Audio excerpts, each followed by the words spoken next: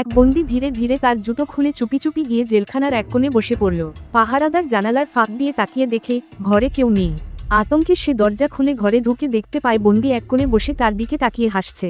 রেগে সেই পাহারাদার একটা চড় কষিয়ে দেয়, কিন্তু বন্দির মুখে কোনো অনুশোচনা নেই, বরং সে অদ্ভুতভাবে হাসে। এরপর সে ঘরের দেয়াল পরীক্ষা করতে থাকে।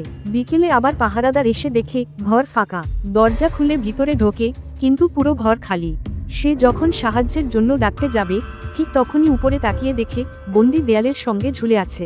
পাহারাদার রেগে গিয়ে আবার তাকে আক্রমণ করে, কিন্তু বন্দি যেন এসবের তোয়াক্কাই করছে না। সে বরং আরও হাসতে থাকে, কারণ এবার সে বুঝে গেছে পালানোর চাবিকাঠি কি। সে হাত নেড়ে প্রস্তুতি নিতে থাকে। পরের বার পাহারাদার এসে দেখে শুধু একটি কারাগারের পোশাক মেঝেতে পড়ে আছে, কিন্তু তার পেছনে দাঁড়িয়ে আছে সেই বন্দি। যতবার পাহারাদার এক কদম আগায়, বন্দিও ঠিক ততটাই নড়ে। ফলে সে বারবার মনে করে ঘরে কেউ নেই, কিন্তু সে মেঝেতে দুটি ছায়া দেখতে পায়। পাহারাদার সঙ্গে সঙ্গে লাঠি বের করে মারতে শুরু করে, কিন্তু তখনও বন্দির মুখে সেই রহস্যময় হাসি।